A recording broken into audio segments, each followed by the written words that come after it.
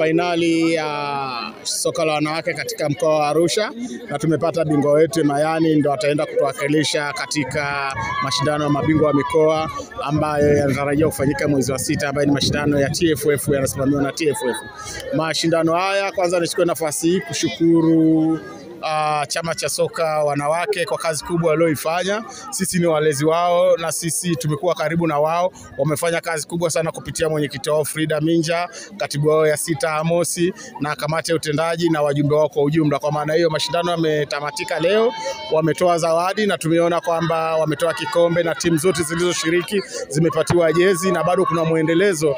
Wadau mbalimbali wanataka kuja kuwekeza kwenye soka la wanawake. Hii inaonyesha ni kwa jinsi gani muitikio wa soka la wanawake.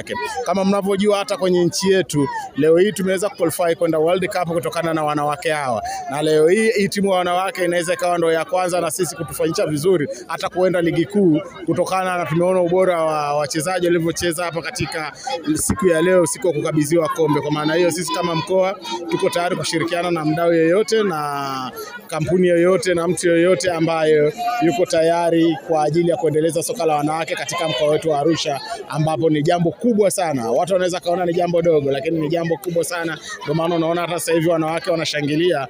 Kwa maana hiyo ni furaha, na sisi tunawatakia Mayani safari njema katika safari yao ya kutafuta kupanda daraja, kama vile tulivyoona kwa wanaume wamepanda, na wenyewe tunaamini wakienda kule watafanya vizuri, watapanda.